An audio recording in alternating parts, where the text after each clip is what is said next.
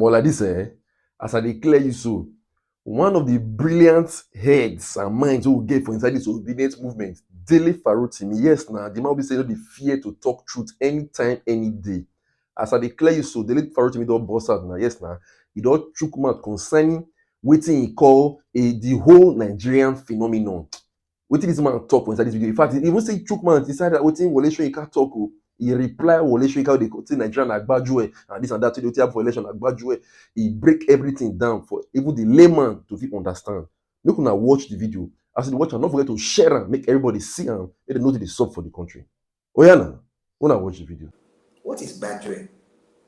Who is a GBAJUEKRA? Nigeria and GBAJUEKRA. The sustainability of GBAJUEKRA in the face of the truth. Tinubu and GBAJUEKRA. Tinubu's February GBAJUEKRA. Explanations of GBAJUEKRA. Deniers of GBAJUEKRA. So we'll now deal with it, not necessarily in that alphabetical order. So what we'll do is this. Who is a GBAJUEKRA? We've defined it. A GBAJUEKRA is a chancer. Somebody who would do anything to advance his cause. He would assume the identity of anyone to advance his cause. He will snatch it, he will grab it, he will run with it. That is a GBAJUEKRA, a chancer. The man who is currently ensconced in the presidency of Nigeria is a GBAJUEKRA. That is just the simple truth borne out by all the facts that are in the public space. His name is not his name. His date of birth is not his date of birth. His gender is not his own. His certificates are not his own. He has no classmates anywhere. He is a chancer, par excellence. If I may borrow I think I'm pronouncing that French word right. He's a chancer. That is the chancer. That is the GBAJUEKRA. But why? Why is it that the tag that clearly belongs to one man, the crime family he heads, the political tendency he leads, whose life is a testament to GBAJUEKRA, is ignored? And those seeking to break the fetters of virtual slavery, which is what membership of the Nigerian state is, are the ones that are being labeled as GBAJUEKRA. So what I want us to do is, why were we labeled GBAJUEKRA? Because when I say we, it was clear that it was our victory that was being denied. But I don't want to jump ahead of myself. It is critical that when you want to hang a dog, you must give it a bad name. In marketing and in branding, naming is important. At the end of the fraudulent INEC process, when Bola Ahmed Tinubu was declared the president-elect of Nigeria, a word was introduced into the Nigerian political lexicon. The aggrieved were tagged fascists. Those who carried no guns during the election were labeled fascists. Those who had their skulls broken open were labeled fascists. Those who were threatened openly, without camouflage, without hiding, by known criminal associates of Mr. Bola Ahmed Tinubu, or the man known as Bola Ahmed Tinubu, people who were the victims of the baby Ikla of Obiakpo, Wike, they were the ones who were labeled fascists. When this happened, I couldn't bring myself to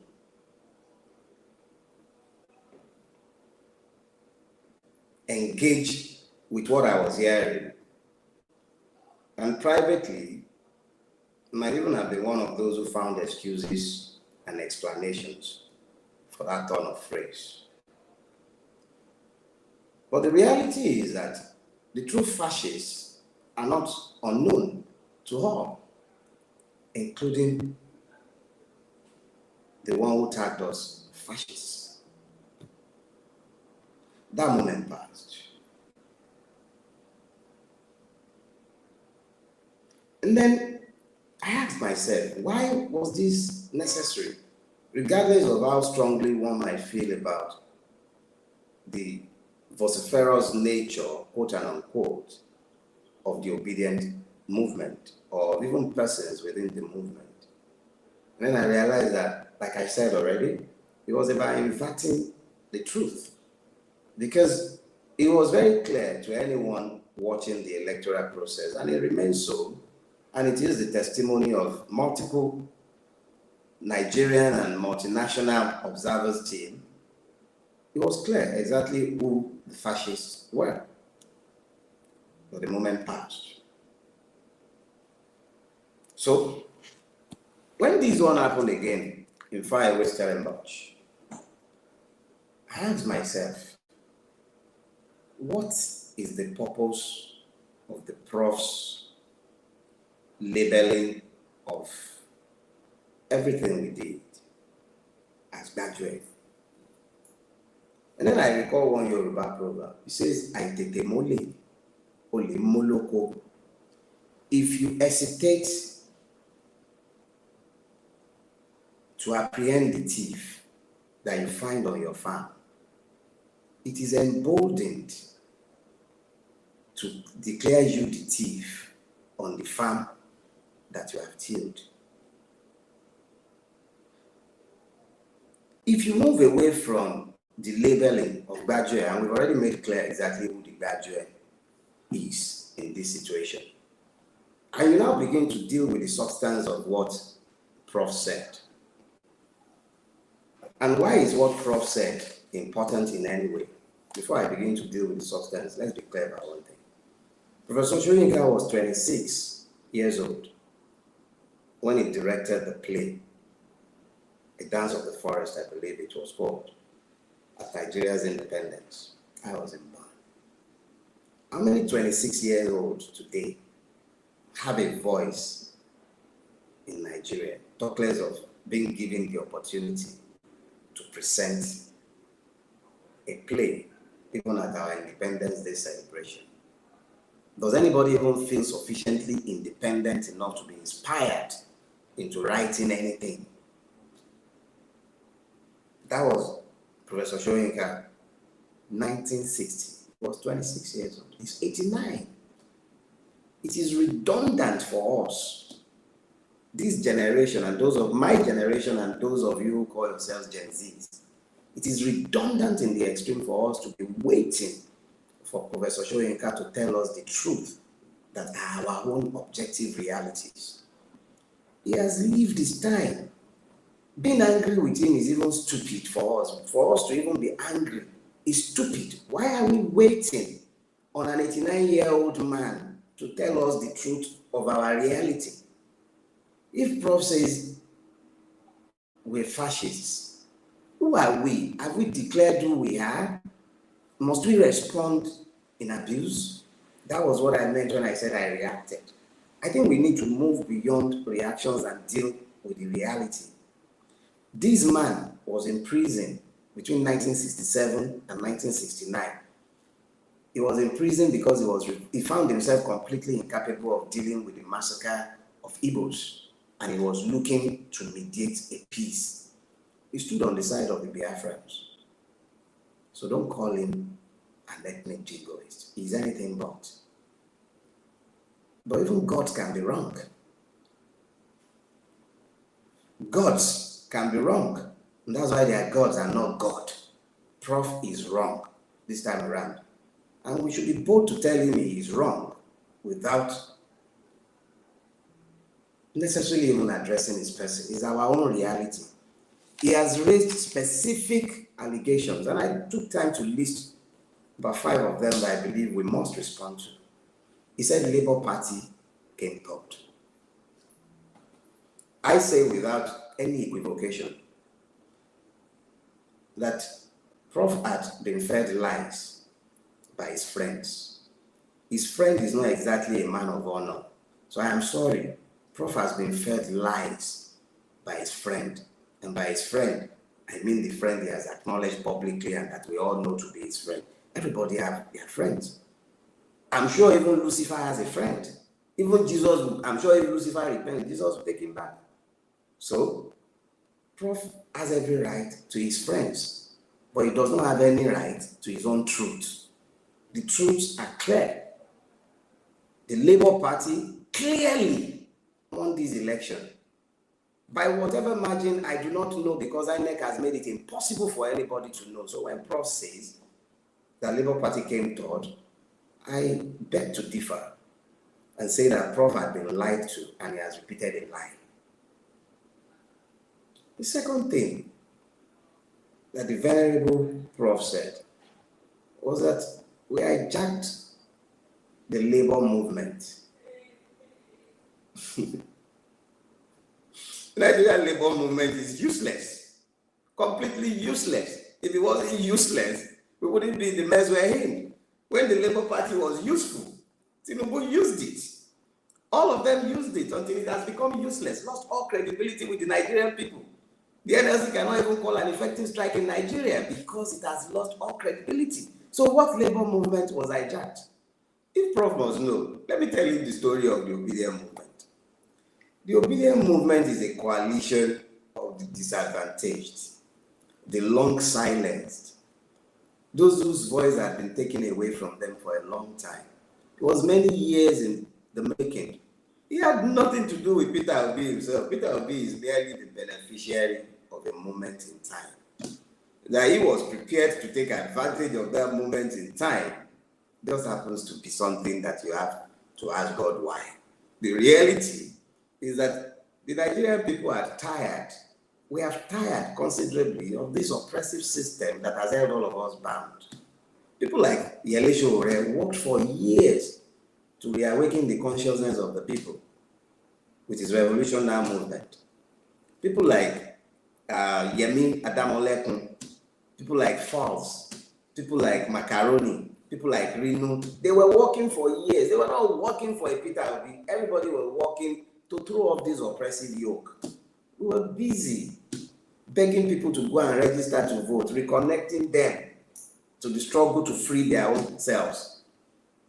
That is the movement that took Peter Obi and adopted it as his own, with barring the exception of, in all honesty, just the revolutionary movement was, they were the only ones who did not come on board that coalition. So there is nothing different between the Obidient movement and the old Nadeco, of which the Prof himself, the monster in Aso Rock today, were integral parts.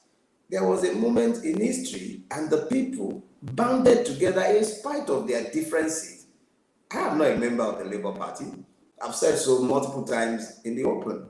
I am not a member of the Labour Party. I am a member of Afenifere. He happens to be supporting Peter Obi, who I happen to support as well. So when you talk about hijacking the Labour movement, there is no Labour movement to hijack. And the Labour Party was always there, a vehicle for political office, taken and used by multiple persons over the years. No party in Nigeria, barring the exception of the AAC, is rooted in ideology. So at the end of the day, you had a situation where Peter Obi, who had caught the imagination of the people because of his own service, his record in office, which is very unusual in this climate. The fact that he's eminently qualified, head and shoulder above the monkeys that he was competing against, made it easy for all of us to gravitate towards him. But you know what made it even easier? The NSAS. Protests had proven to be futile. The youth were protesting over a narrow single issue of police brutality, which is merely one of the many madnesses that Nigeria presents. And you murdered them in cold blood. Yeah, murdered them in cold blood. That is fascism. Denied the murder. That is fascism. A judicial panel of inquiry comprising of 9 persons unanimously agreed there was a massacre. That is fascism. Government denied it. Orojide, he denied it, and he's still denying it. That is fascism. How many people declared this to be fascism? They even buried the denied bodies at profit. Somebody made money off the misery of people who have been refused the ability to grieve and have closure by giving them their bodies. That is fascism, instated as state policy.